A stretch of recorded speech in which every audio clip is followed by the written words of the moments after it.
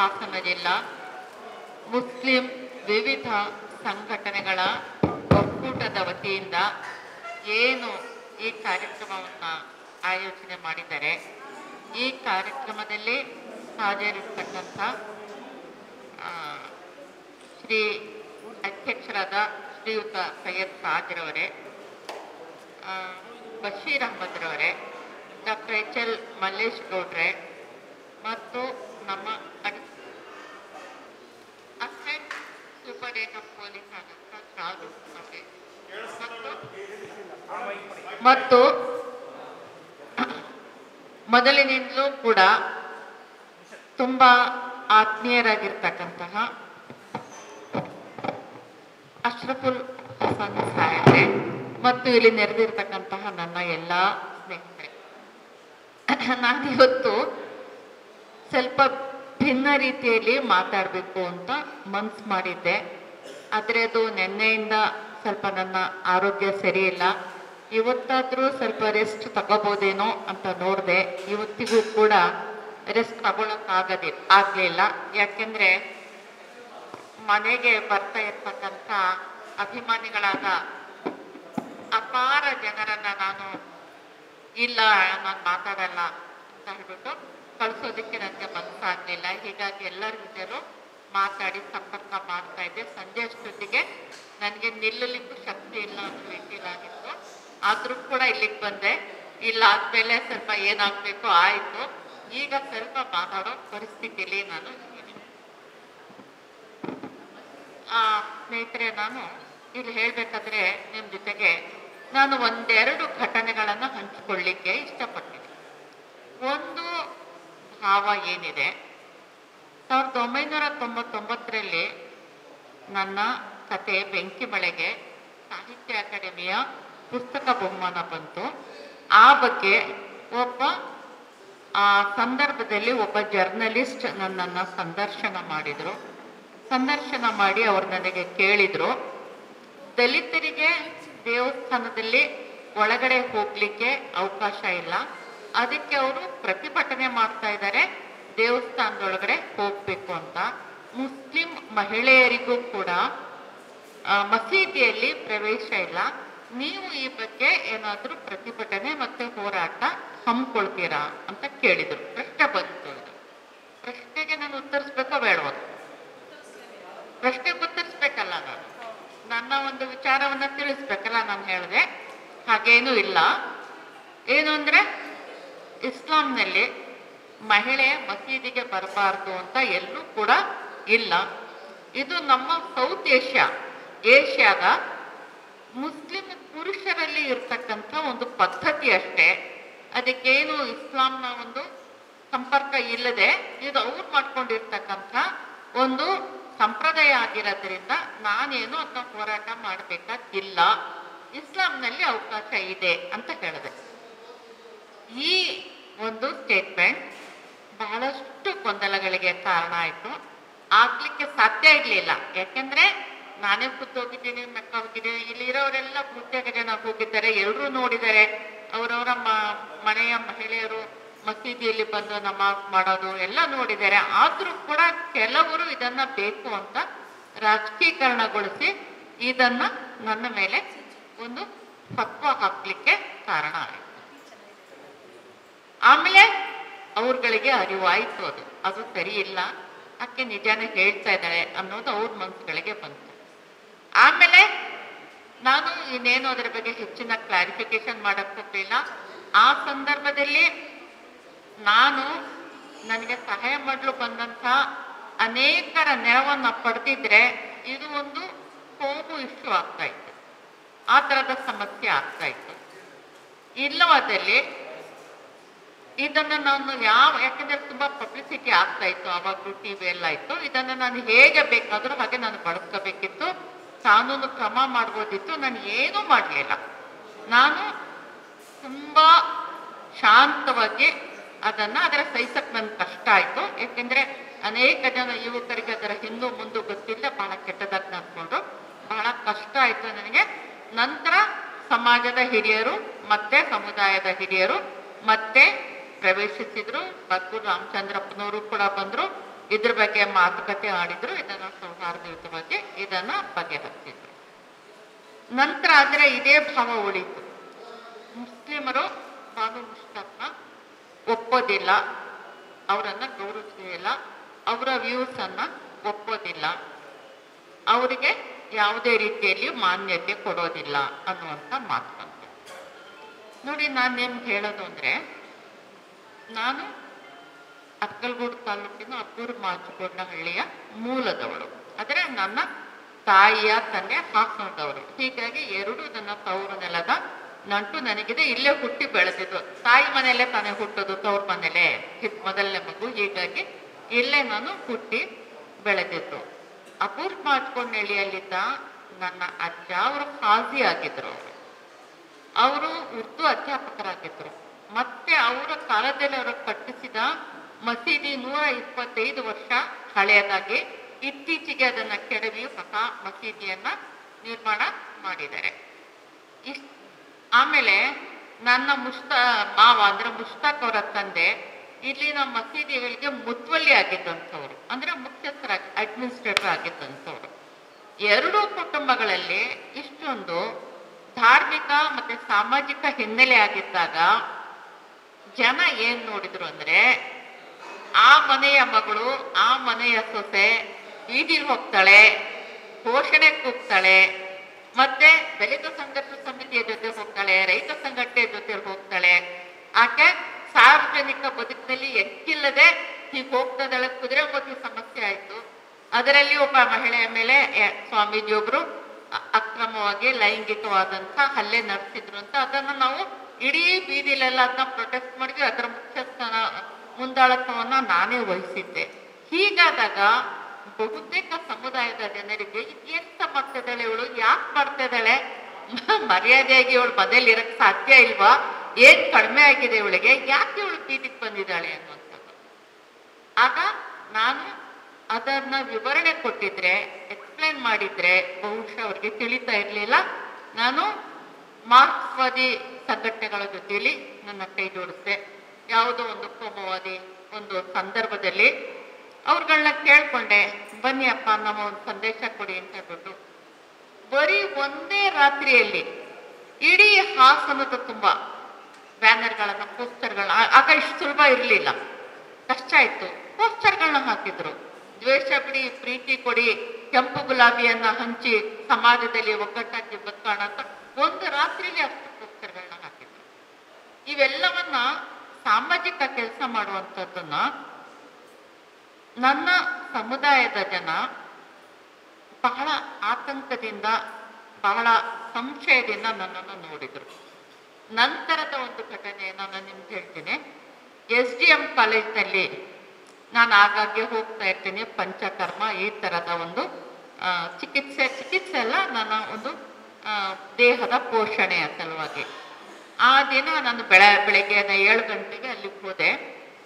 ಅಲ್ಲಿಗೆ ಹೋದಾಗ ಒಬ್ಬ ಹೆಣ್ಮಗಳಿದ್ದು. ಆಮೇಲೆ ಅವಳು ರಿಜಿಸ್ಟರ್ನಲ್ಲಿ ನನ್ನ ಹೆಸರು ಬರ್ಕೋಬೇಕಿತ್ತು. ಅವಳು ನಿಮ್ಮ ಹೆಸರೇನು ಮೇಡಮ್ ಅಂದ್ಲು. ನಾನು ಬಾನು ಮುಷ್ತಾಕ್ ಅಂದೆ. ಅವಳು ಪೆನ್ನನ್ನು ಕೆಳಗಿಟ್ಬಿಟ್ಟು ತೀರಾ ಎಮೋಷ್ನಲ್ ಆಗಿ ಕೈಗಳನ್ನ ಹಿಂಗೆ ಮಾಡ್ಕೊಂಡು ನನ್ನನ್ನೇ ದೃಷ್ಟಿ ನೋಡ್ಬಿಟ್ಟು ಅವಳು ಒಂಥರ ಎಷ್ಟು ಎಮೋಷ್ನಲ್ ಆಯಿತು ಅಂದರೆ, ನಾನು ಯಾಕೆ ಹುಡುಗಿ ಹೀಗೆ ಮಾಡ್ತಾ ಇದ್ದಾಳೆ ಅಂತ ಅನ್ನಿಸ್ತು. ಆಮೇಲೆ ನಾನು ನೇರ ಕೇಳಲಿಲ್ಲ ಅವಳ. ಆಮೇಲೆ ಕೇಳಿದೆ, ನಿನ್ನ ಹೆಸರೇನಮ್ಮ ಅಂದೆ. ಈಗ ನನ್ನ ಹೆಸರು ಕೇಳಿದ್ಮೇಲೆ ಅವಳ ಹೆಸರು ಕೇಳಬೇಕಲ್ಲ. ನಿನ್ನ ಹೆಸರೇನಮ್ಮ ಹುಡುಗಿ ಅಂತ ಕೇಳಿದೆ. ಅವಳು ಹೇಳಿದ್ದು ತುಂಬ ನಾಚ್ಕೊಂಡು, ಹೇಳೋದು ಬೇಡ ಅಂದ್ಕೊಂಡ್ಲು. ಆಮೇಲೆ ನನ್ನ ಹೆಸರು ಬಾನು ಮುಷ್ತಾಕ್ ಅಂತ.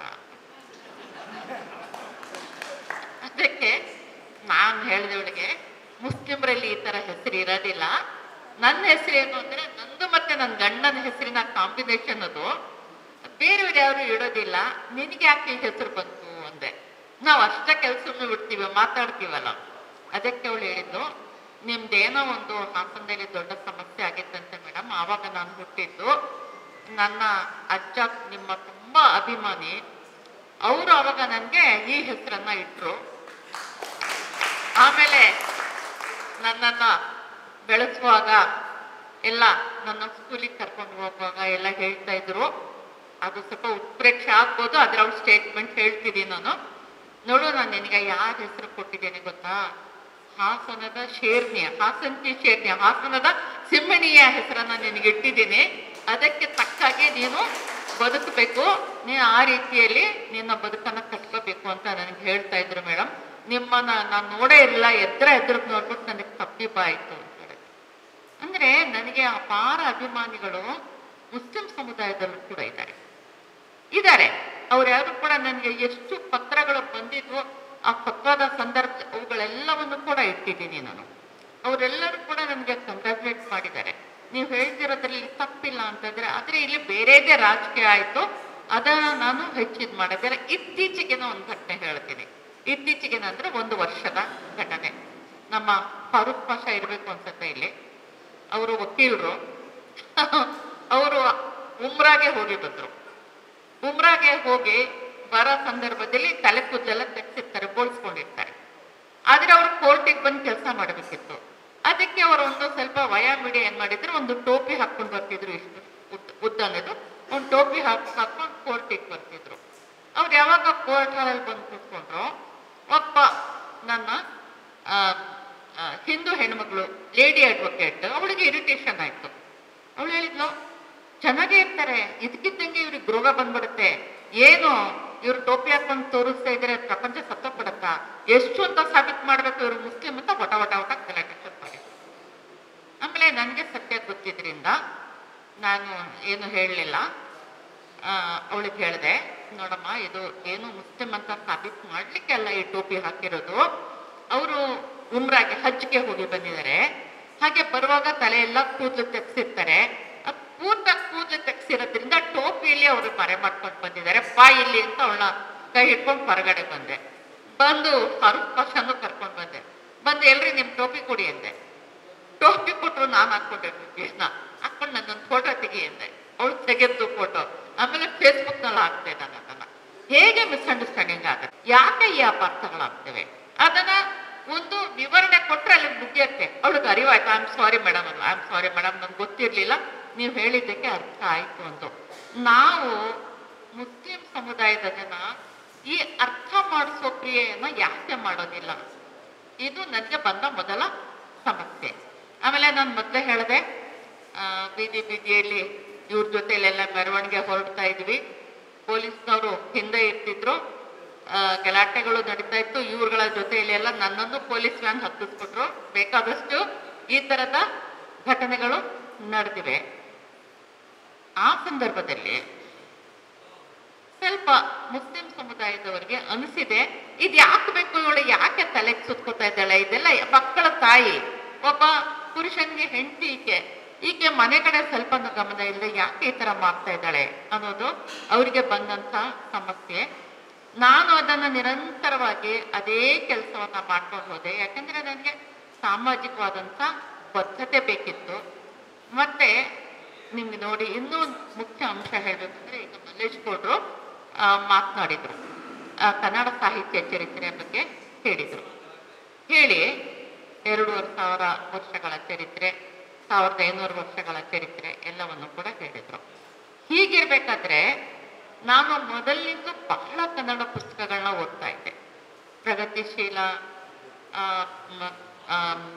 ಈಗೆಲ್ಲ ಪಂಥಗಳ ನಾನು ಕಥೆ ಕಾದಂಬರಿಗಳನ್ನ ಓದಿದಾಗ ಅಲ್ಲಿ ಮುಸ್ಲಿಂ ಕ್ಯಾರೆಕ್ಟರ್ನ ಬರ್ತಿದ್ರು. ಆವಾಗ ಬರೀತಾ ಇದ್ದಂಥವ್ರು ಯಾರು ಅಂದ್ರೆ ಬ್ರಾಹ್ಮಣ ಪುರುಷರು ಮಾತ್ರ, ಮಹಿಳೆಯರು ಹೆಚ್ಚು ಬರೀತಾ ಇರ್ಲಿಲ್ಲ. ಯಾಕಂದ್ರೆ ಅವ್ರಿಗೆ ಎಜುಕೇಶನ್ ಇರ್ಲಿಲ್ಲ. ದಲಿತರು ಬರೀತಾ ಇರ್ಲಿಲ್ಲ, ಮುಸ್ಲಿಮರು ಬರೀತಾ ಇರ್ಲಿಲ್ಲ. ಬರೀತಾ ಇದ್ದಿದ್ದೆ ಬ್ರಾಹ್ಮಣ ಪುರುಷರು. ಅವರು ಮುಸ್ಲಿಂ ಸಮುದಾಯವನ್ನ ಹೇಗೆ ಚಿತ್ರಿಸಿದ್ರು ಅಂದ್ರೆ, ಇಲ್ಲ ತುಂಬಾ ಉದಾರ, ಅಯ್ಯೋ ದೇವರಂತ ಮನುಷ್ಯ, ಒಂದು ನಸೀರ್ ಸಾಬ್ ಅನ್ನೋ ಒಬ್ಬ ಸಾಬಿ ದೇವರಂತ ಮನುಷ್ಯ ಅಂತ ಬರ್ಬಿಡೋರು. ಇಲ್ಲ ಅವನು ಇನ್ನೊಬ್ಬ ಅಬ್ದುಲ್ಲಾ ಅನ್ನೋನು ಎಂಥ ಕುಲಗೆಟ್ಟವನು ಅಂದ್ರೆ ರಾಕ್ಷಸನ ಪ್ರತಿರೂಪ. ಅಂದ್ರೆ ಇದು ಮೇಲೆ ಕೆಳಗೆ, ಇಲ್ಲ ದೈವತ್ವಕ್ಕೆ ಏರಿಸೋದು, ಇಲ್ಲ ರಾಕ್ಷಸೀಕರಣ ಮಾಡೋದು. ಇವೆರಡೇ ಕ್ಯಾರೆಕ್ಟರ್ ನಾನು ಕನ್ನಡ ಸಾಹಿತ್ಯದಲ್ಲಿ ಉದ್ದಕ್ಕೂ ಓದ್ಕೊಂಡು ಬಂದೆ. ಆಮೇಲೆ ನನ್ಗನ್ಸುತ್ತೆ, ಯಾಕೆ ಹೆಂಗ್ ಬರೀತಾರೆ ಇವರು, ಯಾಕೆ ಮುಸ್ಲಿಮ್ರಲ್ಲೂ ಒಳ್ಳೆಯವರಿದ್ದಾರೆ, ಕೆಟ್ಟವರಿದ್ದಾರೆ, ಹಿಂದೂಗಳಲ್ಲೂ ಒಳ್ಳೆಯವರಿದ್ದಾರೆ, ಕೆಟ್ಟವರಿದ್ದಾರೆ. ಅದು ಬಿಟ್ಟು ಇವ್ರುಗಳನ್ನ ಇಲ್ಲ ಬಹಳ ಉನ್ನತಕ್ಕೆ ಏರಿಸೋದು, ಇಲ್ಲ ಕಾಲಲ್ಲಿ ಹಾಕಿ ತೊಳೆಯೋದು, ಇದು ಸರಿಯಲ್ಲ ಅಂತ ನನ್ಗೆ ಅನ್ನಿಸ್ತಾ ಇತ್ತು. ಆದ್ರೆ ಕೂಡ ನನಗೆ ಸಿದ್ಧಿಸಿರ್ಲಿಲ್ಲ. ಆವಾಗ ನೀವೆಲ್ಲ ಇದ್ದು ನೋಡಿದ್ದೀರಿ, ರೈತ ಸಂಘಟನೆ ಇತ್ತು, ದಲಿತ ಸಂಘರ್ಷ ಸಮಿತಿ ಇತ್ತು, ಬಂಡಾಯ ಸಾಹಿತ್ಯ ಸಂಘಟನೆ ಇತ್ತು. ಇದೆಲ್ಲ ಇದ್ದಾಗ ತುಂಬಾ ವರ್ಕ್ಶಾಪ್ಸ್ ನಡೀತು, ಶಿಬಿರಗಳು ನಡೆದು. ಆ ಶಿಬಿರಗಳಲ್ಲಿ ದಲಿತ ಯುವಕರು ಬಹಳಷ್ಟು ರಾಜಕೀಯ ಪ್ರಜ್ಞೆಯನ್ನ ಬಳಸ್ಕೊಂಡ್ರು. ಮುಸ್ಲಿಂ ಯುವಕರಿಗೆ ರಾಜಕೀಯ ಪ್ರಜ್ಞೆಯ ಸ್ವಲ್ಪ ಕೊರತೆ ಇದೆ. ಮತ್ತೆ ಅದರ ಜೊತೆಯಲ್ಲಿ ರೈತ ಸಂಘಟನೆ ಕಡೆಯಿಂದ ಹೆಚ್ಚು ಸಾಮಾಜಿಕ ಪ್ರಜ್ಞೆ ಬಂತು. ಬಂಡಾಯ ಸಾಹಿತ್ಯ ಸಂಘಟನೆ ಕಡೆಯಿಂದ ದಲಿತರು, ರೈತರು, ಮಹಿಳೆಯರು, ಬ್ಯಾಕ್ವರ್ಡ್ ಕಮ್ಯುನಿಟಿಯವರು ಎಲ್ಲರೂ ಬರೆಯೋದಿಕ್ಕೆ ಶುರು ಮಾಡಿದ್ರು. ನಾನು ಬರಿಬೇಕು ಅಂತ ಅನಿಸ್ತು ನನಗೆ. ಬರೆಯೋದಿದ್ರೆ ನಾನು ಏನ್ ಬರಿಬೇಕು, ಯಾವ ವಿಷಯದ ಬಗ್ಗೆ ಬರಿಬೇಕು? ನಾನು ಅಬ್ದುಲ್ಲಾ ಬಗ್ಗೆ ಬರಿಬೇಕು, ನಾನು ಸಮೀವುಲ್ಲಾ ಬಗ್ಗೆ ಬರಿಬೇಕು, ಅಥವಾ ನನ್ನ ರಾಮಾಂಜನೇಯ ಅವ್ರ ಬಗ್ಗೆ ಬರಿಬೇಕು? ನನ್ನ ಹೆಸರುಗಳು ಏನಿರ್ಬೇಕು, ನನ್ನ ಕ್ಯಾರೆಕ್ಟರ್ಗಳು ಏನಿರ್ಬೇಕು? ಆಮೇಲೆ ನಾನು ಬಕ್ರೀದ್ ಹಬ್ಬದ ಬಗ್ಗೆ ಬರೀಲ್ಲ, ನಾನು ರಂಜಾನ್ ಹಬ್ಬದ ಬಗ್ಗೆ ಬರೀಲ್ಲ, ದೀಪಾವಳಿ ಹಬ್ಬದ ಬಗ್ಗೆ ಬರೀಲ್ಲ, ಮದುವೆ ಹಿಂಗಾಗತ್ತೆ ಅಂತ ಬರೀಲ್ಲ, ಅಥವಾ ಸತ್ತ ಸಂದರ್ಭದಲ್ಲಿ ಈ ತರ ಒಂದು ಪದ್ಧತಿ ಇದೆ ಅಂತ ಬರೀಲ್ಲ. ಏನ್ ಬರೀಲಿ ನಾನು, ಯಾರ ಬಗ್ಗೆ ಬರೀಲಿ, ಸಬ್ಜೆಕ್ಟ್ ಏನು, ನನ್ನ ಕ್ಯಾರೆಕ್ಟರ್ ಏನೋ ದೊಡ್ಡ ಸಮಸ್ಯೆ ಬಂತು ನನಗೆ. ಹೀಗಾಗಿ 1-2 ವರ್ಷ ಬರೀಲಿಕ್ಕೆ ಆಗಲಿಲ್ಲ. ಆಮೇಲೆ ನಮ್ಮ ಬಂಡಾಯ ಸಾಹಿತ್ಯ ಸಂಘಟನೆಯ ಬರ್ಗು ರಾಮಚಂದ್ರಪ್ಪ, ಚನ್ನಣ್ಣ ಮಾಲೀಕ, ರಂಜಾನ್ ದರ್ಗಾ, ಕಾಳೇಗೌಡ ನವರ ಮೊದಲಾದ ಎಲ್ಲ ಈ ಬಂಡಾಯದ ಸ್ನೇಹಿತರಲ್ಲಿ ನಮ್ಮ ಸಮಸ್ಯೆಗಳನ್ನ ಇಡ್ತಾ ಇದ್ವಿ. ಹೀಗಾಗಿದೆ ಸರ್, ನಾನು ಏನ್ ಬರಿಬೇಕು ಅಂದ್ರೆ, ಅವಾಗ ಅವರೆಲ್ಲ ನನಗೆ ಗೈಡೆನ್ಸ್ ಕೊಟ್ರು. ನಿಮ್ಮ ಬಗ್ಗೆ ಬರೀರಿ ಮೇಡಮ್, ನಿಮ್ಮ ಸಮುದಾಯದ ಬಗ್ಗೆ ಬರೀರಿ, ನಿಮ್ಮ ಜನರ ಬಗ್ಗೆ ಬರೀರಿ, ಅವರ ಕಷ್ಟ ಸುಖದ ಬಗ್ಗೆ ಬರೀರಿ, ಅವ್ರಿಗೆ ಏನೇನು ಸವಾಲುಗಳಿವೆ ಅದರ ಬಗ್ಗೆ ಬರೀರಿ. ಈ ಒಂದು ಭಾರತದ ಭೂಮಿಯಲ್ಲಿ ಅವರು ಅಲ್ಪಸಂಖ್ಯಾತರು. ಅವಾಗ ಬಹಳಷ್ಟು ಒಂದು ಸ್ಟೇಟ್ಮೆಂಟ್ ಏನಿತ್ತು, ಮುಖ್ಯವಾಹಿನಿಗೆ ಬನ್ನಿ ಅಂತ. ಮುಖ್ಯವಾಹಿನಿ ಅಂದ್ರೆ ಏನು, ನನ್ನ ಸಮಸ್ಯೆ. ಮುಖ್ಯವಾಹಿನಿಯನ್ನ ಯಾರು ಇಂಟರ್ಪ್ರಿಟ್ ಮಾಡ್ತಿರ್ಲಿಲ್ಲ, ಮುಖ್ಯವಾಹಿನಿಗೆ ಬನ್ನಿ ಅಂತಂದ್ರು. ಸೊ ಈ ಎಲ್ಲ ಗೊಂದಲಗಳ ನಡುವೆ ನಾನು ಬರೀಲಿಕ್ಕೆ ಶುರು ಮಾಡಿದಾಗ ನನಗೆ ಆ ಸಮಸ್ಯೆಗಳು ಎಲ್ಲರದ್ದು ಒಂದೇ ಅಂತ ಹೇಳ್ಬೇಕಾದ್ರೆ, ನಾನು ಏನು ಒಂದು ಮುಸ್ಲಿಂ ಕುಟುಂಬದ ಬಗ್ಗೆ, ಮುಸ್ಲಿಂ ಮಹಿಳೆಯರ ಬಗ್ಗೆ, ಮುಸ್ಲಿಂ ಒಂದು ಸಮುದಾಯದ ಬಗ್ಗೆ ಬರ್ತಿದ್ದೀನೋ ಅದನ್ನ ಇವತ್ತು ಇಡೀ ಪ್ರಪಂಚದಲ್ಲಿ ಹೇಳ್ತಾ ಇದ್ದಾರೆ. ಫ್ರಾನ್ಸ್ನವ್ರು ಹೇಳ್ತಾ ಇದಾರೆ, ಹೌದು ನಮ್ದು ಇದೇ ಸಮಸ್ಯೆ, ನಮ್ಮ ಮಹಿಳೆಯರಿಗೂ ಇದೇ ಸಮಸ್ಯೆ. ಇಂಗ್ಲೆಂಡ್ ಅವ್ರು ಹೇಳ್ತಾ ಇದ್ದಾರೆ, ಹೌದು ನಮ್ಮ ಮಹಿಳೆಯರು ಕೂಡ ಇದೇ ರೀತಿಯಲ್ಲಿ ಪುರುಷ ಪ್ರಾಧಾನ್ಯತೆಯಲ್ಲಿ ನರಳ್ತಾ ಇದ್ದಾರೆ. ಈ ಸ್ವಿಟ್ಜರ್ಲೆಂಡ್ ಅವ್ರು ಹೇಳ್ತಾ ಇದ್ದಾರೆ, ಹೌದು ನಮ್ದು ಕೂಡ ಇದೇ ಸಮಸ್ಯೆ ಅಂತ ಹೇಳ್ತಾ ಇದ್ದಾರೆ.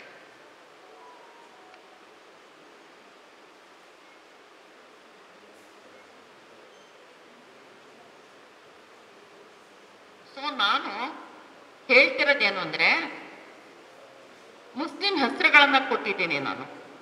ಅದರಲ್ಲಿ ಸಮಸ್ಯೆಗಳು ಮಾತ್ರ ಇಡೀ ಪ್ರಪಂಚದ್ದೇ.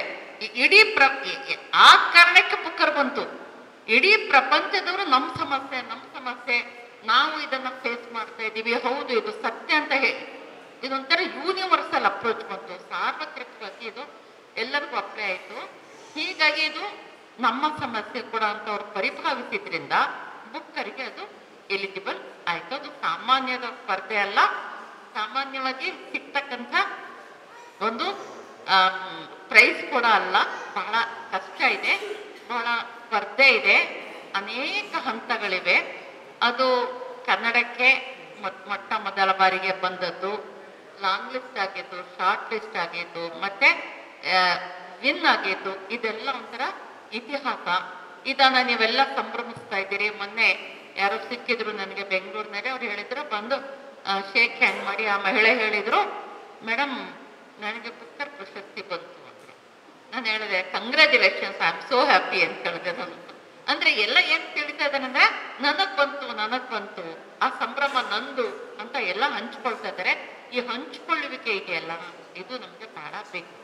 ಆದ್ರೆ ಅವಾಗ ನಾನು ಯಾವಾಗ ಮುಸ್ಲಿಮರ ಹೆಸರಿನಲ್ಲಿ ಮುಸ್ಲಿಮರ ಸಮಸ್ಯೆ ಎಲ್ಲರಲ್ಲೂ ಇದೆ ರೀ, ಹಿಂದೂಗಳಲ್ಲೂ ಇದೆ, ಮುಸ್ಲಿಮರಲ್ಲೂ ಇದೆ, ಕ್ರಿಶ್ಚಿಯನ್ನರಲ್ಲೂ ಇದೆ, ಎಲ್ಲ ಕಡೆಗಳಲ್ಲೂ ಕೂಡ ಈ ಸಮಸ್ಯೆಗಳು ಸಾಮಾಜಿಕವಾದ ವರದಕ್ಷಿಣೆ ಯಾರಲ್ಲಿಲ್ಲ, ಹಿಂದೂಗಳಲ್ಲಿದೆ, ಮುಸ್ಲಿಮರಲ್ಲಿದೆ, ಕ್ರಿಶ್ಚಿಯನ್ಸ್ ಅಲ್ಲಿದೆ, ಎಲ್ಲದ್ರೂ ಇದೆ. ನಾನು ವರದಕ್ಷಿಣೆ ಬಗ್ಗೆ ಬರಿಬೇಕಾದ್ರೆ ನಾನು ಏನೋ ಒಂದು ಇಮಾದ್ ಅಂತ ಹೆಸರು ಬರಿತೀನಿ, ಅಬ್ದುಲ್ಲಾ ಅಂತ ಹೆಸರು ಬರಿತೀನಿ. ಈ ಕಾರಣಕ್ಕೆ ಅದು ಬರೀ ಕೇವಲ ಮುಸ್ಲಿಮರ ಸಮಸ್ಯೆ ಆಗ್ಲಿಲ್ಲ, ಅದು ಇಡೀ ಸಮುದಾಯದ ಇಡೀ ಸಮಾಜದ ಸಮಸ್ಯೆ ಅದು.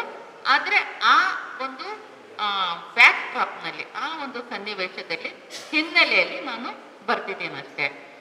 ಈಗ ನೋಡಿ, ಒಂದೊಂದೊಂದು ಕತೆ ಇದೆ.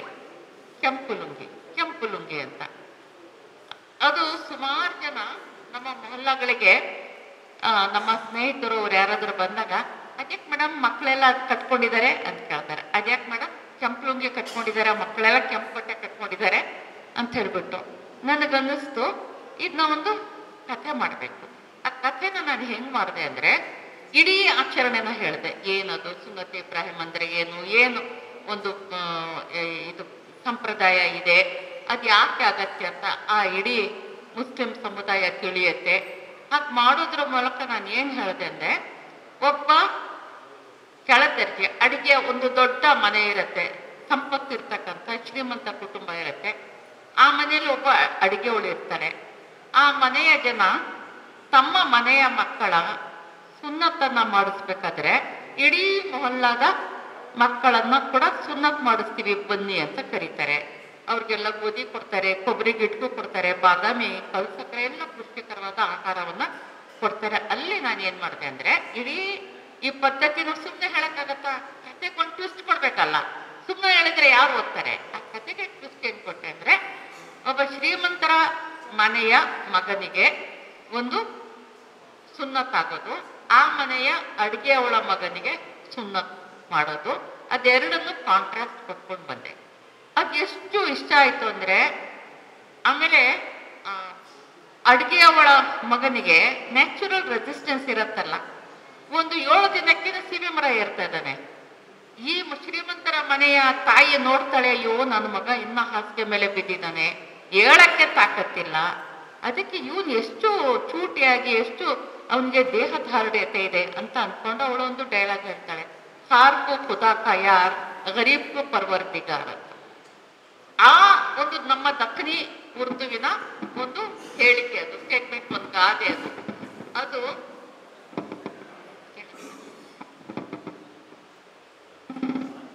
ಅದು ಎಷ್ಟು ಇಷ್ಟ ಆಯ್ತು ಅಂದ್ರೆ, ಬುಕ್ಕರ್ ಜೂರಿಗಳು ಅದ್ರ ಬಗ್ಗೆ ನನಗೆ ಪ್ರಶ್ನೆ ಕೇಳಿದ್ರು, what you mean by this, please explain this proverb ಅಂತ ಹೇಳ್ಬಿಟ್ಟು ಅವ್ರಿಗೆ ಹೇಳಿದೆ. ನಾನು ಏನು ಅಲ್ಲಿ ನಾನು ಕ್ಲಾಸ್ ಸಿಸ್ಟಮ್ ತೋರಿಸಿದ್ದೀನಿ, ಬೇರೆ ಯಾವುದನ್ನು ಒಂದು ಹೈಯರ್ ಕ್ಲಾಸ್ನ ಜನ ಮಗನನ್ನ ಎಷ್ಟು ಮುತುವರ್ಜಿಯಿಂದ ಡಾಕ್ಟರ್ ಹತ್ರ ಕರ್ಕೊಂಡು ಹೋಗಿ ಅನಿಸ್ಥೀಸಿಯಾ ಕೊಡಿಸಿ ಎಲ್ಲ ಮಾಡಿ ಜೋಪಾನವಾಗಿ ಮಾಡಿದ್ರು ಕೂಡ ಅವನಿಗೆ ಸೆಪ್ಟಿಕ್ ಆಗತ್ತೆ.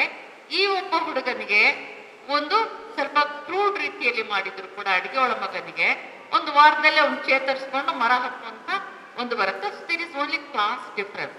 ಆ ಮೂಲಕ ಎಲ್ಲಿ ಇಸ್ಲಾಮನ್ನ ನಾನು ಬದ್ನಾಮ್ ಮಾಡಿದ್ದೀನಿ? There is no way. ಆದ್ರೆ ಅದನ್ನ ಇಟ್ಕೊಂಡು ಹೇಳಿದ್ರು, ಇವಳು ಇಸ್ಲಾಂನ ಬದ್ನಾಮ್ ಎಲ್ಲಿ ಮಾಡ್ತಾ ಇದ್ದೀನಿ? Where I am bridging the gap. ನಾನು 2 ಮುಖ್ಯ ಸಮುದಾಯಗಳು, ಹಿಂದೂ ಸಮುದಾಯ ಮತ್ತು ಮುಸ್ಲಿಂ ಸಮುದಾಯಗಳ ನಡುವೆ ಸೇತುವೆ ಕಟ್ತಾ ಇದ್ದೀನಿ, ಹೇಳ್ತಾ ಇದ್ದೀನಿ ಒಂದು ಕಥೆಯ ಮೂಲಕ. ಇಷ್ಟು ಹ್ಯುಮ್ಯಾನಿಟೇರಿಯನ್ ಆದಂತ ವ್ಯವಸ್ಥೆ ಮುಸ್ಲಿಮರಲ್ಲಿ ಇದೆ. ಮುಸ್ಲಿಮರು ಬರೀ ದೇವಸಮಾನ ಅಥವಾ ರಾಕ್ಷಸ ಅಲ್ಲ, ಅವರಲ್ಲೂ ಒಳ್ಳೇದು ಕೆಟ್ಟದ್ದು ಅದು ಇದು ಎಲ್ಲ. ಇನ್ನೊಂದು ಕಥೆ ಬರುತ್ತೆ. ಒಬ್ಬ ಮನೆಯಲ್ಲಿ ಕೆಲಸ ಮಾಡ್ತಕ್ಕಂಥ ಹೆಣ್ಮಗಳು, ಆ ಮನೆಯ ಹೆಂಗಸು, ಶ್ರೀಮಂತ ಹೆಂಗಸು ಹಜ್ಗೆ ಹೋಗ್ತಾ ಇದ್ದಾಳೆ. ಅವಳ ಗಂಡ ಎಲ್ಲ ದೊಡ್ಡ ದಾವತ್ ನಡೆಯುತ್ತೆ, ಎಲ್ಲ ಜನ ಎಲ್ಲ ಸೇರಿರ್ತಾರೆ, ಎಲ್ಲ ಮಾಡ್ತಾರೆ. ಅವಾಗ ಆ ಮನೆಯಲ್ಲಿ ಪಾತ್ರ ತೊಳಿಯಕ್ಕೆ ಬಂದಿದ್ದಂತ ಹೆಂಗಸು ಏನ್ ಮಾಡ್ತಾಳೆ, ಒಂದು 6,000 ರೂಪಾಯಿ ದುಡ್ಡನ್ನ ಹಿಂಗೆ ಮುಷ್ಟಿಲಿ ಇಟ್ಕೊಂಡು ಬಂದು ಈ ರಾತ್ರಿ 11-12 ಗಂಟೆವರೆಗೂ ಕಾಯ್ತಾಳೆ. ಈ ಮಹಿಳೆಗೆ ಕೊಡ್ತಾಳೆ. ಕೊಟ್ಬಿಟ್ಟು ನನಗೆ ಅಲ್ಲಿಂದ ಒಂದು ಕಫನ್ ತನ್ನಿ ಅಂತಾಳೆ. ಇದರಿಂದ ಮಕ್ಕಾದಿಂದ ಅಥವಾ ಮದೀನಾದಿಂದ ನನಗೆ ಒಂದು ಕಫನ್ ತನ್ನಿ ಅಂತ. ಈ ತರ ಪರಿಸ್ಥಿತಿ ಪದ್ಧತಿ ಹಿಂದೂಗಳಲ್ಲಿ ಇಲ್ಲ, ಮುಸ್ಲಿಮರಲ್ಲಿ ಇದೆ. ಕಫನ್ಗೆ ಅವರು ತುಂಬಾ ಒಂದು ವ್ಯಾಲ್ಯೂ ಕೊಡ್ತಾರೆ. ಮೊದಲೇ ಅವರು ಕಫನನ್ನ ಹೆಣಕ್ಕೆ ಹಾಕ್ತಕ್ಕಂಥ ಬಟ್ಟೆನ ಖರೀದಿ ಮಾಡಿ ಇಟ್ಟಿರ್ತಾರೆ. ನನ್ನ ಮನೆಯ ಎಷ್ಟೋ ಸೀನಿಯರ್ ಮಹಿಳೆಯರು ಕಫನನ್ನ ಖರೀದಿಸಿ ಇಡ್ತಾ ಇದ್ರು, ಅದೆಲ್ಲವನ್ನ ನಾನು ನೋಡಿದ್ದೀನಿ. ಸೊ ಅವಳೇನ್ ಮಾಡ್ತಾಳೆ, ಅಂತ ಹೇಳ್ಬಿಟ್ಟು ಆ ದುಡ್ಡು ಇಸ್ಕೊಳ್ತಾಳೆ. ಆ ದುಡ್ಡು ಅದೆಷ್ಟು ಮುದುರಿ ಕಪ್ಪಗಾಗಿ ಇದಾಗಿರುತ್ತೆ ಅಂದ್ರೆ ಅದನ್ನೆಲ್ಲ ಸಿಂಕ್ ಮೇಲೆ ಇಟ್ಟು ಮರ್ತೋಗ್ಬಿಡ್ತಾಳೆ. ಹೇಳ್ತಾಳೆ, ಈ ಬಡವ್ರ ಕೈಲಿ ದುಡ್ಡು ಕೂಡ ಯಾಕೆ ಇಷ್ಟು ವಿರೂಪ ಆಗಿರತ್ತೆ ಅಂತ. ಅಲ್ಲಿಗೆ ಹೋಗ್ತಾಳ, ಹಚ್ ಮಾಡ್ಕೊಳ್ತಾಳೆ, ಆಮೇಲೆ ಶಾಪಿಂಗ್ ಮಾಡ್ಕೊಳ್ತಾಳೆ, ಆಮೇಲೆ ದೊಡ್ಡ ದೊಡ್ಡ ಕಾರ್ಪೆಟ್ ಸಿಗುತ್ತೆ, ಕಾರ್ಪೆಟ್ ತಗೊಂಡ್ ಬಂದ್ಬಿಡ್ತಾಳೆ. ಎಲ್ಲ ಅವಳಿಗೆ ಏನೇನ್ ಬೇಕು ಎಲ್ಲ ಮಾಡ್ಕೊಂಡು ಬರ್ತಾಳೆ. ಕಫನ್ ತರೋದನ್ನ ಮರ್ತು ಬಿಡ್ತಾಳೆ. ಅವಳು ಬಂದ ನಂತರ ಈ ಹೆಂಗಸು ಹೋಗಿ ಕೇಳ್ತಾಳೆ, ಕಫನ್ ತಂದಿದ್ದೀರಾ, ನನ್ ಕಫನ್ ತಂದಿದ್ದೀರಾ? ಅವಳು ಕೊಡೋದಿಲ್ಲ. ಅಯ್ಯೋ ಎಲ್ಲಿದೆ ಹೋಗು ಅಂತ. ಒಂದಿನ ಅವಳು ಸತ್ತೋಗ್ತಾಳೆ. ಆದ್ರೆ ಅವಳು ಮಗನಿಗೆ ಹೇಳಿ ಸತ್ತಿರ್ತಾಳೆ, ಅಲ್ಲಿ ಆ ಮನೆಯ ಶ್ರೀಮಂತ ಮಹಿಳೆ ಕಫನ್ ಕೊಡ್ಬೇಕು, ಆ ಕಫನ್ನಲ್ಲೇ ನನ್ನನ್ನು ಮುಚ್ಚಬೇಕು ಅಂತ ಕೇಳಿರ್ತಾಳೆ. ಅವನ್ ಬಂದು ಇವಳು ಮನೆ ಬಾಗ್ಲಲ್ಲಿ ನಿಂತ್ಕೋತಾನೆ. ಅಮ್ಮ ತಾಯಿ ಕಫನ್ ಕೊಡು, ನನ್ನ ತಾಯಿಗೆ ನಾನು ಕೂಡ್ಬೇಕು ಅಂತ ಹೇಳ್ಬಿಟ್ಟು. ಇವಳ ಹತ್ರ ಇಲ್ಲ, ಕಫನ್ ಇಲ್ಲ. ಎಲ್ಲಿಂದ ಖರೀದಿ ಮಾಡ್ಕೊಳ್ಳೋಣ ಅಂದ್ರೆ ಅವಳ ಮನ್ಸು ಒಪ್ತಾ ಇಲ್ಲ. ಹಜ್ಜಿನಿಂದಲೇ ಅಲ್ಲಿ ಮಕ್ಕ ಮದೀನಾದಿಂದಲೇ ಅದಕ್ಕೆ ಜಮ್ ನೀರು ಚುಮುಕ್ಸಿ ತರಬೇಕು, ತಂದಿರ್ಲಿಲ್ಲ. ಆಗ ಅವಳ ಮನ್ಸಿನಲ್ಲಿ ಏನೇನ್ ಭಾವನೆ ಹೇಳುತ್ತೆ, ನಾನು ಎಲ್ಲಿ ತಪ್ಪು ಮಾಡಿದೆ, ಯಾಕೆ ತಪ್ಪು ಮಾಡಿದೆ, ಬಡವ್ರನ್ನ ನಾನು ಹೆಂಗೆ ನಾನು ದುಡಿಸ್ಕೊಂಡೆ, ನಾನು ಅವಳ ಎಷ್ಟು ಇಗ್ನೋರ್ ಮಾಡಿದೆ, ಅದೆಲ್ಲ ಅವಳು ಆಲೋಚನೆ ಮಾಡ್ತಾಳೆ. ಇದರಲ್ಲಿ ಇಸ್ಲಾಂನ ಬದ್ನಾಮ್ ಏನಾಗಿದೆ, ಆಗಿದ್ಯಾ? ಯಾಕೆ ಓದಿ, ಕನ್ನಡದಲ್ಲಿದೆ, ಇಂಗ್ಲಿಷ್ನಲ್ಲಿದೆ, ಓದಿ ಇವುಗಳನ್ನು ಓದಿ. ಒಂದು ಸಮುದಾಯ, ಮುಸ್ಲಿಂ ಸಮುದಾಯ ದ್ವೀಪ ಆಗಿ ಇರೋದಕ್ಕೆ ಸಾಧ್ಯ ಇಲ್ಲ. ನಾವೆಲ್ಲೋ ಸಮುದ್ರದ ಮಧ್ಯೆ ಒಂದಿಷ್ಟು ಜಮೀನು ನಡುಗಡ್ಡೆ ಹಂಗೆ ಸುತ್ತಲೂ ನೀರು ಇಟ್ಕೊಂಡಿರಕ್ ಆಗೋದಿಲ್ಲ. ನಮ್ಗೆ ಸಾಮಾಜಿಕ ಸಂಬಂಧಗಳು ಇರ್ತವೆ. ಆ ಸಾಮಾಜಿಕ ಸಂಬಂಧಗಳನ್ನ ಬೆಳೆಸ್ಬೇಕು. ಒಬ್ಬ ದಲಿತ ಹೆಣ್ಮಗಳನ್ನ ರೇಪ್ ಮಾಡಿ ಅವಳನ್ನ ಅಮಾನುಷವಾಗಿ ಕೊಂದಾಕಿದ್ರೆ ಮುಸ್ಲಿಮರಾಗಿ ನಾನು ನೀವು ಎಲ್ಲ ರಿಯಾಕ್ಟ್ ಮಾಡ್ಬೇಕೋ ಬೇಡವೋ? ಮಾಡ್ಬೇಕೋ ಬೇಡವೋ? ಅದು ತಪ್ಪು ಸುಳ್ಳು ಅಂತ ಹೇಳ್ಬೇಕೋ ಬೇಡವೋ? ಒಬ್ಬ ದಲಿತ ಹುಡುಗ ವಾಚ್ ಹಾಕೊಂಡು ಸ್ಕೂಲ್ಗೆ ಹೋದ ಅಂತ ಅವನ ಇಷ್ಟು ಕೈಯನ್ನೇ ಕತ್ತರಿಸಿದ್ರು ಅವನ ಕ್ಲಾಸ್ಮೇಟ್ಸ್. ವಾಚ್ ಧರಿಸ್ತಾವನಪ್ಪ ನನಗೆ, ಅದು ಸರಿನಾ? ಅದ್ರ ಬಗ್ಗೆ ನಾವು ಹೇಳ್ಬೇಕೋ ಬೇಡವೋ? ನಾವ್ ಯಾಕೆ ಹೇಳ್ತಾ ಇಲ್ಲ? ನಾವ್ ಯಾಕೆ ನಮ್ಮದೇ ಒಂದು ದೊಡ್ಡದಾಗ್ತಾ ಇದೆ? ನಾವು ನಮ್ಮ ಸಮಾಜದ ಬೇರೆ ಮಹಿಳೆಯರು, ಬೇರೆ ಮಕ್ಕಳು, ಬೇರೆ ಯುವಕರು, ಬೇರೆ ಇಶ್ಯೂಸ್ ಬಗ್ಗೆ ಮುಸ್ಲಿಂ ಸಮುದಾಯದವರು ಮಾತಾಡ್ಬೇಕು, ಮೌನವಾಗಿ ಇರುವಂಥದ್ದು. ಅದಕ್ಕೆ ಜಿಹಾದ್ ಅನ್ನೋದು. ಏನ್ ಹೇಳಿ ಜಿಹಾದ್ ಅಂದ್ರೆ, ನೀನು ಇದು ಧರ್ಮ ಸಂಘರ್ಷ ಮಾಡುವಂತ, ಸಾಮಾಜಿಕ ಸಂಘರ್ಷ ಮಾಡುವಂತ.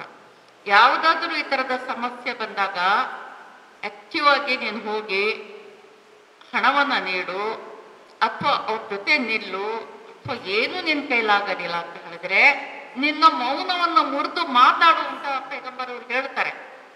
ಅದು ಜಹಾದ್. ಅದು ನ್ಯಾಯ ಯಾವ ಕಡೆ ಇದೆ ಆ ಕಡೆ ನಿಂತು ಮಾತನಾಡ್ಲೇಬೇಕಾದಂತ ಒತ್ತಡ ಇದೆ. ಅದನ್ನ ನಾವು ಮಾಡ್ಲೇಬೇಕು.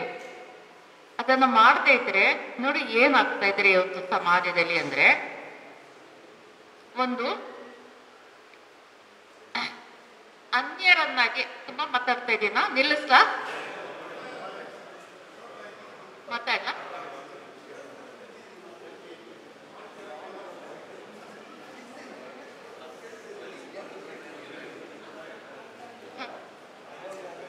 ಏನಾಗ್ತಾ ಇದೆ ಸಮಾಜದಲ್ಲಿ, ಕೆಲವರಿಗೆ ಒಂದು ಫಾಯ್ದೆ ಇದೆ.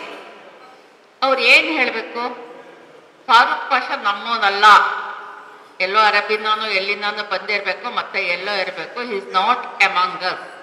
Syed Taj, he is not among us. ಅವ್ರಗಳ ಮೇಲೆ ಒಂದೊಂದು ತಪ್ಪನ್ನ ಹೊರಿಸಿ ಅವರನ್ನ ಸಮಾಜದಿಂದ ಅನ್ಯರನ್ನಾಗಿ ಮಾಡ್ತಕ್ಕಂಥದ್ದು ಒಂದು ಯಶಸ್ವಿಯಾದಂತ ಒಂದು ಕೆಲಸ ಮಾಡ್ತಾರೆ. ಹೆಂಗಾಗ್ತೀವಿ ರೀ ಮುಸ್ಲಿಮ್ಸ್, ಹೆಂಗೆ ಅನ್ಯರಾಗ್ತಾರೆ? ಈ ದೇಶದಲ್ಲಿ ಹುಟ್ಟಿ ಬೆಳೆದವರು, ಈ ದೇಶದಲ್ಲಿ ಬದುಕಿದವರು, ನಮ್ಮ ತಾತ ಮುತ್ತಾತ ಅವರು ಇವರು ಎಲ್ಲ ಇಲ್ಲಿ ಹುಟ್ಟಿ ಬೆಳೆದು ಸತ್ತೋ ಅವ್ರ ಹೆಣಗಳು ಕೂಡ ಇಲ್ಲೇ ಇರ್ತಕ್ಕಂಥವ್ರು. ನಾವು ಎಲ್ಲಿಂದ ಬಂದಿದ್ದೀವಿ? ನಾವು ಅರಬಿಂದ ಬಂದಿದ್ದೀವ? ಇಲ್ಲ, ಇಲ್ಲೇ ಇದ್ದಂಥವ್ರು ನಾವು ಕೂಡ ರೈತರಾಗಿದ್ವೋ ಹಿಂದಿನ ಕಾಲದಲ್ಲಿ ಗೊತ್ತಿಲ್ಲ, ದಲಿತರಾಗಿದ್ವೋ ಅದು ಕೂಡ ನನಗೆ ಗೊತ್ತಿಲ್ಲ. ನಮ್ಮ ತ್ಯಾಗಿಯವರು ಬಹಳ ಚೆನ್ನಾಗಿ ಒಂದು ಮಾತು ಹೇಳ್ತಿದ್ರು. ಅವರು ಬಹಳ ಗಂಭೀರವಾಗಿ ಹೇಳೋರು, ನೋಡಿ ಮೇಡಮ್, ಮುಷ್ತಾಕ್ ಏನಿದ್ರು ಕೂಡ ನಾರ್ಥನ್ ಏರಿಯಾದಿಂದ ಬಂದವರು, ಅವರು ಆರ್ಯರು, ನೀವು ಮಾತ್ರ ದ್ರಾವಿಡರು, ನೀವು ಮಾತ್ರ ನಮ್ಮವರು, ಅವರಲ್ಲ ಅಂತ ಹೇಳ್ತಿದ್ರು. ಹೀಗೆ ನೀವು ಬಸವಣ್ಣವರು ಒಂದು ವಚನ ಹೇಳ್ತಾರೆ, ಇವನಾರವ ಇವನಾರವ ಇವನಾರವ, ಹೂ ಇಸ್ ಹಿ, ಯಾವನವನು, ಯಾವನು? ಅಶ್ರಫುಲ್ ಹಸನ್ ಯಾರು? Is not among us. Taher ಯಾರು? ನಮ್ಮವನಲ್ಲ, ನಮ್ಮವರು ಅಥವಾ ಬೇರೆಯವರು ಅನ್ನೋ ಒಂದು ಏನು ಒಂದು ಚಾಕೌಟ್ ಮಾಡ್ತಾ ಇದ್ದಾರೆ, ಒಂದು ಸೆಪರೇಟ್ ಮಾಡ್ತಾ ಇದ್ದಾರೆ. ಇದಕ್ಕೆ ಬಸವಣ್ಣವ್ರು ಹೇಳ್ತಾರೆ, ಇವನಾರವ ಇವನಾರವ ಇವನಾರವ ಅಂತ ಅನ್ಬೇಡಿ, ಇವ ನಮ್ಮವ ಇವ ನಮ್ಮವ ಇವ ನಮ್ಮವ ಅನ್ನಿ ಅಂತ ಹೇಳ್ಬಿಟ್ಟು. ಈಗ ಇವ ನಮ್ಮವ ಅಂತ ಅನ್ನುವಂಥದ್ದು ಯಾವ ರೀತಿಯಲ್ಲಾಗತ್ತೆ? ಒಂದು ಸಾಮಾಜಿಕವಾಗಿ ಮತ್ತೊಂದು ಮಾನಸಿಕವಾಗಿ ನಮ್ಮ ಕಷ್ಟ ಸುಖಗಳನ್ನು ಹಂಚಿಕೊಳ್ಳುವುದರ ಮೂಲಕ ಆಗ್ಬೇಕು ಬೇಡ? ಹೇಗೆ ನಾವು ನಮ್ಮ ಗೂಡುಗಳಲ್ಲೇ ನಮ್ಮ ಸುತ್ತ ಒಂದೊಂದು ರೇಷ್ಮೆ ಹುಳ ಗೂಡು ಕಟ್ಕೊಳಕ್ಕಲ್ಲ, ಗೂಡು ಕಟ್ಕೊಂಡು ನಾವು ಹಂಗೆ ಇರೋದಿಕ್ಕೆ ಸಾಧ್ಯನಾ? ಹಂಗಿದ್ರೆ ಸರಿಯಾಗತ್ತ? ದ್ವೀಪದಲ್ಲಿ ಇದ್ರೆ ಸರಿಯಾಗತ್ತ? ಮುಸ್ಲಿಂ ಸಮುದಾಯದವರು ಇದನ್ನ ಆಲೋಚನೆ ಮಾಡಬೇಕು. ಯಾಕೆಂದ್ರೆ ಮುಸ್ಲಿಂ ಸಮುದಾಯದವರನ್ನ ಅನ್ಯರನ್ನಾಗಿ ಮಾಡೋದ್ರ ಮೂಲಕ ರಾಜಕೀಯ ಲಾಭವನ್ನ ಪಡೀಲಿಕ್ಕೆ ಅನೇಕ ಜನ ಪ್ರಯತ್ನ ಪಡ್ತಾ ಇದ್ದಾರೆ. ಈ ಸೂಕ್ಷ್ಮವನ್ನ ಅರ್ಥ ಮಾಡ್ಕೋಬೇಕು.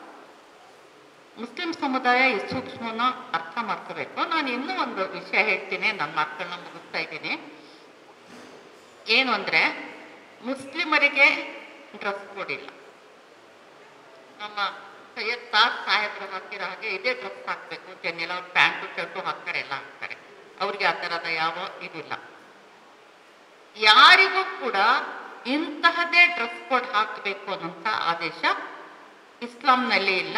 ಆದ್ರೆ ಏನು ಅಂದ್ರೆ, ನಿಮ್ಮ ಮರ್ಯಾದೆ ಮುಚ್ಚತಕ್ಕಂಥ ಒಂದು ಡ್ರೆಸ್ ಅನ್ನ ನೀವು ಹಾಕಿ ಅಂತ ಹೇಳ್ಬಿಟ್ಟು, ನಿಮ್ಮ ಒಂದು ಲಜ್ಜೆಯನ್ನ ಮುಚ್ಚತಕ್ಕಂಥ ಡ್ರೆಸ್ ಅನ್ನ ಹಾಕಿ ಅಂತ ಹೇಳ್ತಾರೆ. ಆದ್ರೆ ಇವತ್ತು ನಮ್ಮ ಪ್ರಧಾನಮಂತ್ರಿ ಹೇಳ್ತಾರೆ, ನಿಮ್ಮ ವೇಷ ನೋಡಿಯೇ, ನಿಮ್ಮ ಡ್ರೆಸ್ ನೋಡಿಯೇ ನಿಮ್ಮನ್ನು ಗುರ್ತಿಸ್ತೀನಿ ಅಂತ. ಈ ಗುರುತು, ಈ ಐಡೆಂಟಿಟಿ ನಾವು ಬಟ್ಟೆ ಮೂಲಕ ನಮ್ಮ ಕಲ್ಚರ್ ಬೇರೆ, ಕಲ್ಚರನ್ನ ನಾವು ಪಾಲ್ಸೋಣ. ಈಗ ನನ್ನ ವಿಷಯನೇ ಹೇಳ್ತೀನಿ ನೋಡಿ. ನಾನು ಹಜ್ಗೆ ಹೋಗಿದ್ದೀನಿ, ನಾನು ಉಮ್ರಾಗೂ ಹೋಗಿದ್ದೀನಿ, ನಾನು 5 ಹೊತ್ತು ನಮಾಜ್ ಮಾಡ್ತೀನಿ. ಆದ್ರೆ ಎಲ್ಲೂ ಕೂಡ ಪಬ್ಲಿಕ್ ಆಗಿ ಮಾಡೋದಿಲ್ಲ, ಎಲ್ಲೂ ಕೂಡ ರೈಲ್ವೆ ಸ್ಟೇಷನ್ ಮಾಡೋದಿಲ್ಲ, ಎಲ್ಲೂ ಕೂಡ ಕೋರ್ಟ್ನಲ್ಲಿ ಮಾಡೋದಿಲ್ಲ. ಟೈಮ್ ಆದರೂ ಕೂಡ ನಡೆಯುತ್ತೆ. ಎಲ್ಲೂ ಇಸ್ಲಾಂ ಹಿಡಿಯೋದಿಲ್ಲ ನಿಮ್ಮನ್ನ ಗಟ್ಟಿಯಾಗಿ, ಯಾಕೆ ಮಾಡಲಿಲ್ಲ ಆ ಟೈಮಲ್ಲಿ ಅಂತ. ಅಲ್ಲಿಂದ ದೋಹಾ ಏರ್ಪೋರ್ಟ್ನಲ್ಲಿ ಇನ್ನೊಂದು ಟ್ರಾನ್ಸಿಷನ್ ಜರ್ನಿ ಇತ್ತು. ದೋಹಾ ಏರ್ಪೋರ್ಟ್ನಲ್ಲಿ ಹೋದ್ರೆ ಬಹಳ ಭವ್ಯವಾಗಿ ಇಷ್ಟು ದೊಡ್ಡದಾದಂಥ ಒಂದು ಹಾಲ್ ಇದೆ, ಕಾರ್ಪೆಟ್ ಹಾಕಿದ್ದಾರೆ. ಅಲ್ಲಿ ಮಹಿಳೆಯರಿಗೆ ಪ್ರೇಯರ್ ಹಾಲ್ ಇದೆ, ಪುರುಷರಿಗೂ ಬೇರೆ ಪ್ರೇಯರ್ ಹಾಲ್ ಇದೆ. ಅಲ್ಲೋಗಿ ನಮಾಜ್ ಮಾಡಿ, ಯಾರು ತಡೆಯೋದಿಲ್ಲ. ಆದ್ರೆ ಭಾರತದಲ್ಲಿ ಇದೇ ವಿಷಯದ ಬಗ್ಗೆ ದೊಡ್ಡದಾದಂಥ ಒಂದು ಸಮಸ್ಯೆ ಸೃಷ್ಟಿ ಮಾಡೋದಾದ್ರೆ, ಬಹಿರಂಗವಾದಂಥ ನಮ್ಮ ಧಾರ್ಮಿಕ ಆಚರಣೆಗಳನ್ನ ನಾವು ಸಾಧ್ಯವಾದಷ್ಟು ಕೂಡ ಮುಸ್ಲಿಂ ಸಮುದಾಯದವರು ಇದನ್ನ, ಯಾಕೆಂದ್ರೆ ಇದು ಅವ್ರಿಗೆ ಒಂದು ಇದು ಕೊಡುತ್ತೆ, ಎಂಥದ್ದು ಒಂದು ಅವಕಾಶ, ಒಂದು ಡಿಫೆನ್ಸ್ ಕೊಡುತ್ತೆ ಅವ್ರಿಗೆ. ಅದನ್ನೇ ಹಿಡ್ಕೊಂಡು ಬೇಕಾದಷ್ಟು ಮಾತಾಡ್ಲಿಕ್ಕೆ ಇಷ್ಟಪಡ್ತಾರೆ. ಇನ್ನೂ ಒಂದು ನಿಮ್ಗೆ ಚಿಕ್ಕ ಕಥೆ ಹೇಳ್ತೀನಿ, ಅದ್ರ ಬಗ್ಗೆ ನಾನು ಕಥೆ ಬರೀತಾ ಇದ್ದೀನಿ. ಮೊನ್ನೆ ಫೇಸ್ಬುಕ್ ನೋಡ್ತಾ ಇದ್ದೆ. ಫೇಸ್ಬುಕ್ನಲ್ಲಿ ಒಬ್ಬ ಪಾಪ ವಯಸ್ಸಾದವರು, ಉರ್ದು ಟೀಚರ್, ವಯಸ್ಸಾದಂಥವ್ರು, ಅವ್ರಿಗೆ ಪೇಟ ತೋರಿಸಿದ್ದಾರೆ. ಈ ಥರದೊಂದು ಪೇಟ ತೋರಿಸಿದ್ದಾರೆ ಚೆನ್ನಾಗಿ. ಪಕ್ಕದಲ್ಲಿ ಒಂದು ಹೆಣ್ಮಗು, 8-10 ವರ್ಷದ ಒಂದು ಹೆಣ್ಮಗು ಕೂತಿದೆ. ಅವರಿಗೆ, ವೃದ್ಧರಿಗೆ ಒಂದು ಹಾರ ಹಾಕಿದ್ದಾರೆ, ಹೆಣ್ಮಗಳಿಗೆ ಒಂದು ಹಾರ ಹಾಕಿದ್ದಾರೆ. ಆಮೇಲೆ ಹೆಣ್ಮಗಳಿಗೆ ಅಲಂಕಾರ ಮಾಡಿದ್ದಾರೆ. ಹೆಣ್ಮಕ್ಳಿಗೆ ಸಾಮಾನ್ಯವಾಗಿ ಅಲಂಕಾರ ಮಾಡ್ತಲ್ಲ, ಜಡೆ ಗಿಡೆ ಕುಚ್ಚು ಅದು ಇದು ಹೂವು ಎಲ್ಲ ಹಾಕಿದ್ದಾರೆ. ಅದು ಯಾವ ಸಂದರ್ಭ ಅಂತ ನನಗೆ ಗೊತ್ತು. ಅದು ಯಾವ ಸಂದರ್ಭ ಅಂದ್ರೆ, ಆ ಹೆಣ್ಮಗಳು ಕುರಾನ್ ಕಂಪ್ಲೀಟ್ ಮಾಡಿದಾಳೆ ಆ ಅಧ್ಯಾಪಕರ ಹತ್ತಿರ. ಅದನ್ನ ಆಕೆಗೆ ಚೂರು ತಪ್ಪಿರದಂತೆ ಅದನ್ನ ಓದಿಸಿದ್ದು, ಅವಳಿಗೆ 7 ಸಾರಿ ಪಾರಾಯಣ ಮಾಡಿಸಿದ್ದು. ಆವತ್ತು ನೆಂಟ್ರಿಷ್ಟನ್ನ ಕರೆದು ದೊಡ್ಡ ಹಬ್ಬ ಮಾಡಿ ಮರಿ ಕರೆದು ಎಲ್ಲರೆದುರಿಗೆ ಆ ಮಗಳಿಗೆ ಓದಿಸ್ತಾರೆ. ಇವರು ಓದಿಸ್ತಾರೆ ಅಂದ್ರೆ ಓದು ಅಂತ ಹೇಳ್ತಾರೆ, ಅವಳು ಓದ್ತಾಳೆ ತಪ್ಪಿಲ್ಲದೆ. ಸಣ್ಣದು ಕೊಡ್ತಾರೆ ಇವರು, ನಾನು ನಿನಗೆ ಕುರಾನನ್ನ ಕಂಪ್ಲೀಟ್ ಆಗಿ ಕಲ್ಸಿದ್ದೀನಿ ಅಂತ ಹೇಳ್ಬಿಟ್ಟು. ಅಂಥ ಒಂದು ಫೋಟೋ ಮರ್ಯಾರೆ. ಅದಕ್ಕೊಂದು ಕಾಮೆಂಟ್ ಹಾಕಿದ್ದಾರೆ. ಅದ್ ನಾನು ಹೇಳ್ಬೇಕು ಬೇಡವೋ ಈ ಸಭೆಯಲ್ಲಿ? ಏನ್ ಲೋಕರ್ ಸೋಳೆ ಮಗ, 8 ವರ್ಷದ ಮಗುಗೆ ಏನು ಹಲ್ಕಿರಿತಾ, ಅವಳ ಮದ್ವೆ ಅಂತ ತಿಳ್ಕೊಂಡ್ಬಿಟ್ಟಿದ್ದಾರೆ. ತಿಳ್ಕೊಂಡು ಒಂದು ಅವಾಚ್ಯವಾಗಿ ಬೈತಾ ಇದ್ದಾರೆ. ಅವರ ಮನಸ್ಸಿನ ಎಲ್ಲ ಕ್ರೌರ್ಯ, ಮನಸ್ಸಿನ ಹಿಂಸೆ ಎಲ್ಲವನ್ನು ಕೂಡ ವ್ಯಕ್ತಪಡಿಸ್ತಾರೆ. ಅದನ್ನು ನೋಡಿದಾಗ ಅಲ್ಪಸಂಖ್ಯಾತ ಸಮುದಾಯದ ಜನರ ಮೇಲೆ ಏನು ಪರಿಣಾಮ ಬೀರುತ್ತೆ, ಏನು ಅನ್ಸತ್ತೆ? ಮೀಡಿಯಾ, ಸೋಷಿಯಲ್ ಮೀಡಿಯಾ ಎಲ್ಲದರಲ್ಲೂ ಕೂಡ ಈ ತರ ಬರ್ತಾ ಹೋದರೆ ಅರ್ಥ ಮಾಡ್ಕೊಳ್ಳಿ. ಸಮುದಾಯದ, ನಾನು ಅದೇ ಕೆಲಸ ಮಾಡಿದ್ದು, ಮುಸ್ಲಿಂ ಸಮುದಾಯದ ಎಲ್ಲ ಆಚರಣೆಗಳನ್ನು ಕೂಡ ಹೊರಗಿಟ್ಟು ತಿಳ್ಕೊಳ್ಳಿ, ಅರ್ಥ ಮಾಡ್ಕೊಳ್ಳಿ ಅಂತ ಕೇಳಿದ್ದೀನಿ. ಅರ್ಥ ಮಾಡ್ಕೊಳ್ಳಿ. ಅರ್ಥ ಆಗದೆ ಇದ್ರೆ ಇದೇನು ಅಂತ ಕೇಳದ್ ಬೇಡವಾ? ಕೇಳ್ಬೇಕ ಬೇಡವೋ? ನಿಮ್ಮ ಮನ್ಸಿಗೆ ಬಂದಂಗೆ ಬರೆಯದ ಆ ಮಗುವಿನ ಭವಿಷ್ಯ ಏನಾಗ್ಬೇಕು? ಆ ಮಗುವಿನ ಬಗ್ಗೆ, ಹೆಣ್ಣು ಮಗು, ಒಂದು 8-9 ವರ್ಷದ ಮಗು, ಎಷ್ಟೊಂದು ಅಸಹ್ಯವಾಗಿ. ನಿಮ್ಗೆ ಇನ್ನೂ ಒಂದು ವಿಷಯ ಹೇಳ್ಬೇಕು ಅಂದ್ರೆ, ನಮ್ಮ ಜಿಲ್ಲೆಯ ಒಬ್ಬ ಕವಯಿತ್ರಿ, ನಾನು ಆಕೆಗೆ ದುರ್ಗಂಧಿನಿ ಅಂತ ಹೆಸರು ಕೊಟ್ಟಿದ್ದೀನಿ. ಪಹಲ್ಗಾಮ್ ಒಂದು ಸಂದರ್ಭದಲ್ಲಿ ಆಕೆ ಬರೀತಾಳೆ, ಮುಸ್ಲಿಂ ಸಮುದಾಯವನ್ನ ಅತ್ಯಂತ ಹೀನಾತಿಹೀನ ಹಂದಿ ಸಮುದಾಯ ಅಂತಾಳೆ. ಒಂದೊಂದಲ್ಲ ಬೈದಿರೋದು.